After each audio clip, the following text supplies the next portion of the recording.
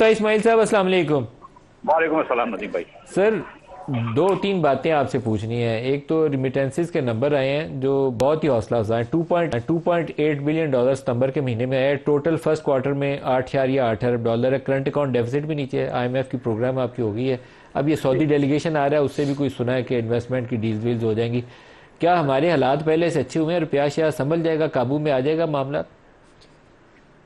Sir, इसमें तो कोई बहस ही नहीं है कि हालात जो हैं वो पहले से काफी बेहतर हो गए हैं। जो पिछले साल इस वक्त आपको पता है वो $300 के $300 का डॉलर था, बड़ी मुश्किल 305 पे से। गया था, हाँ 305 हाँ पे, आज हाँ 278 से नीचे है। हाँ, जो होता है ठीक है।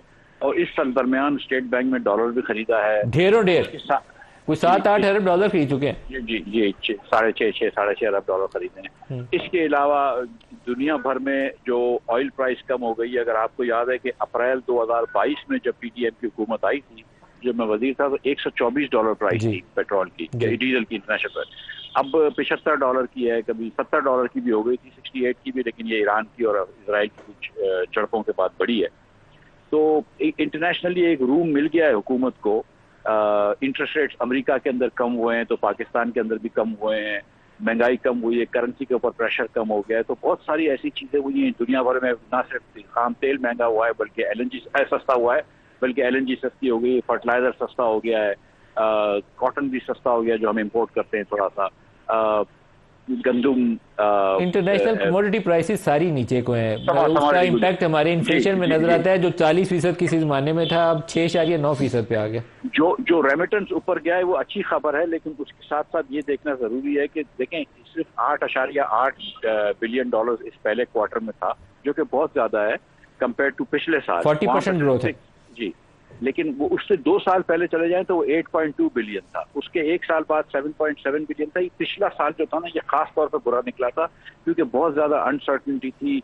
आईएमएफ का प्रोग्राम का बहुत ज्यादा अनसर्टनिटी थी, डॉलर कितना रहेगा, डॉलर ऊपर नीचे होता था तो रेमिटेंस देने वाला थोड़ा सा रोक देता था। अब ये कि क्योंकि आपकी मार्केट जो है वो स्टेबल है, तो जो उसको रेमिटेंस भेजनी है अपने घर वालों को, वालदैन को, तो वो भेज देता है। तो ये अच्छी खबर है, बहुत अच्छी खबर है, लेकिन ये हम लॉन्ग टर्म ट्रेंड पे ही वापस गए हैं और लास्ट ईयर जो था वो लॉन्ग टर्म ट्रेंड से बहुत नीचे थे।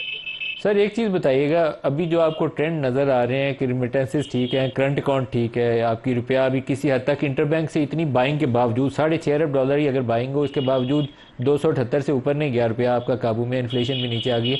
कौन से ऐसे स्टेप्स हमें अभी लेने की ज़रूरत है कि इसको सस्टेनेबल बनाया जाए? ये 2 महीने के लिए ना हो, ये चलता रहे, सिर्फ टेम्परेरी एक फिनोमिना ना हो। देखिए, एक बात ये देखनी है कि नदीम भाई की जितनी भी अच्छी चीजें हुई हैं पाकिस्तान में, वो इसलिए हुई हैं कि दुनिया भर के अंदर चीजों की कीमतें कम हुई हैं। हमारी हुकूमत ने कोई ऐसे स्टेप्स नहीं लिए कि जिससे कोई बेहतरी आए। मासिवा इसके कि स्टेट बैंक ने बहुत ज्यादा इंटरेस्ट रेट रखा था तो कंज्यूमर डिमांड यहाँ पे पाकिस्तान में डिमांड कम कर दी थी, इसलिए आज इम्पोर्ट भी कम है पाकिस्तान के अंदर, और इसीलिए पाकिस्तान के अंदर प्लॉटों की कीमतें गिर गई हैं और डिमांड खत्म हो गई है। अब हमको कुछ रिफॉर्म्स की इस्लाहत की तरफ जाना पड़ेगा कि जहाँ पे हम वापस ना आए, आईएमएफ का ये प्रोग्राम हमारा आखिरी प्रोग्राम हो।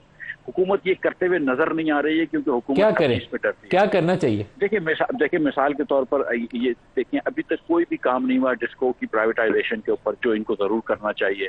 ये मतलब कानून को आसान कराना चाहिए ताकि कानून आसान बन जाए तो जल्दी प्राइवेटाइजेशन हो जाए।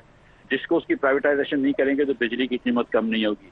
उसके साथ साथ अभी जो इनको एक और चीज करनी पड़ेगी कि ये गैस के अंदर बहुत ज्यादा प्राइवेटाइज करना है। इस वक्त दुनिया भर में $60 की गैस मिलती है, लेकिन आप एलएनजी आप $14 की बेच रहे हैं, इधर $13 की बेच रहे हैं। तो आपको एलएनजी के अंदर भी प्राइवेट सेक्टर लाना पड़ेगा, आपको बिजली के अंदर भी प्राइवेट सेक्टर लाना पड़ेगा। आपको एनएफसी अवार्ड, देखिए मैं आपको सच बताऊं नदीम भाई, ये बल्ले इस बार इस महीने 6.9% इन्फ्लेशन आ गया है पाकिस्तान के अंदर। अब सिंगल डिजिट, ये इसका हाई बेस इफेक्ट था।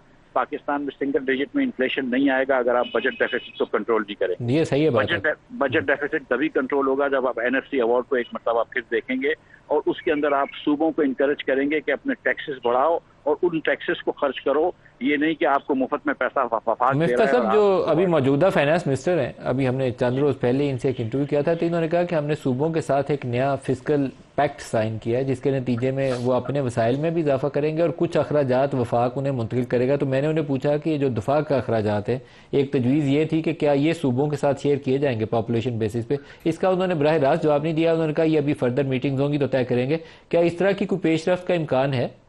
सर देखें, ये ना सिर्फ के दिफा बल्कि आपका जो वो है डेट सर्विसिंग है जो 10,000 अरब रुपया इस साल होगी या शायद 100 अरब रुपया कम हो जाए, उसकी वजह से जो है वो सारा स्ट्रेस है। हम अभी भी जो है वो जो हमारा वफाक का नेट टैक्स होता है उससे ज्यादा हमको बोरो करना पड़ता है।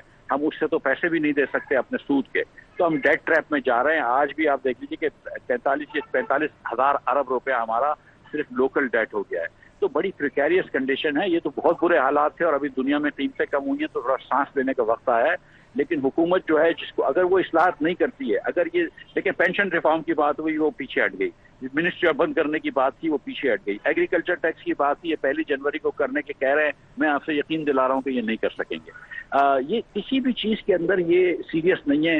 सबसे पहले आपको ये नेशनल फाइनेंस पैक्ट वगैरह की तो ऐसी IMF की बातें हैं, ये इनको आपको NFC अवार्ड का कमीशन बनाना पड़ेगा कि आके बैठो और इस तरह किस तरह टैक्स बांटते हो। अभी आपको वफाक को अगर 10 रुपए का पैसे चाहिए तो 25 रुपए ऊपर टैक्स लगाना पड़ रहा है। आपको पता है कि आज नौकरी पेशा हालात के लोगों के ऊपर 40% टैक्स लगा हुआ है। आज बिजनेसेस जो हैं, प्राइवेट बिजनेस इंडिविजुअल हैं, डॉक्टर्स हैं, चार्टर्ड अकाउंटेंट हैं, उनके ऊपर 50% टैक्स लगा है। आपको भी पता है कि ये लोगों का क्या बुरी हाल है। बिजली के बिल हम अभी भी नहीं दे सकते हैं। 40% पाकिस्तानी अभी भी खतरे गुर्बत के नीचे है। तो ये हुकूमत को थोड़ा सा जो स्पेस मिली है इसकी वजह से रिफॉर्म्स करने चाहिए, इस्लाहत करनी चाहिए जिससे लोगों की बेहतरी हो। अगर आपकी कॉस्ट बढ़ जाती है और आप वो कॉस्ट पास ऑन कर देते हैं जैसे कि बिजली और गैस में इन्होंने करी है, जिससे कि लोगों की कमर तोड़ गई है, सनत की कमर तोड़ गई है, तो फिर आगे नहीं बढ़ सकेंगे। सर एक्सपोर्ट्स बढ़ेंगे कि नहीं बढ़ेंगे? अभी तक नंबर ठीक है फर्स्ट क्वार्टर के, लेकिन वो जो ग्रोथ हम सोचते हैं कि 50 अरब डॉलर पे जाएंगे, उसके लिए कुछ करना पड़ेगा, आसानी से नहीं जाएंगे। नहीं सर, वो 50 बिलियन डॉलर तो मतलब मेरे ख्याल से ये हम उस टाइप के मुल्क नहीं है सर। ये बांग्लादेश जैसे मुल्क होते हैं जो डायनामिक कंट्रीज होती हैं जहाँ पे हुकूमत काम करती है। हम जैसे मुल्क नहीं है। हम वियतनाम की जितना हमारा एक्सपोर्ट था आज उसका 350-370 अरब डॉलर है। आप मुझे बताइए कि जब पाकिस्तान का खित्ते में सबसे महंगी बिजली होगी, जब खित्ते में सबसे महंगी गैस होगी, इस हमारी इनकम के लेवल से किसी भी कंट्री को करीब हमारे से महंगी गैस होगी हमारे, तो हमारे पास क्यों फॉरेन इन्वेस्टमेंट आएगा? हमारे पास जब लोकल लोग इन्वेस्ट नहीं कर रहे तो फॉरेन इन्वेस्टमेंट कैसे आएगा? जब आप 54% टैक्स लगाते हैं कॉर्पोरेशन के ऊपर तो कोई यहाँ पे क्यों इन्वेस्ट करेगा? तो government has to also think कि अपने मसाइल सिर्फ हल ना करो, लोगों के मसाइल भी हल करो, कंपनियों के मसाइल भी हल करो। और खुदा ना खास्ता कोई गुनाह नहीं है अखराजात कम करने में।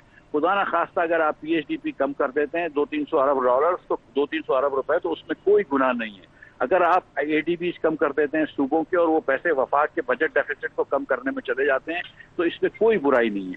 लेकिन थोड़ा सा आपको मुल्क के लिए सोचना पड़ेगा। ये सिर्फ ये जो सियासी कुर्सियों की लड़ाई हमारी इस्लामाबाद में हो रही है जिसपे आपका अचानक 3 दिन कैपिटल बंद हो जाता है तो फिर बड़ा मुश्किल हो जाता है इन्वेस्टमेंट लाना।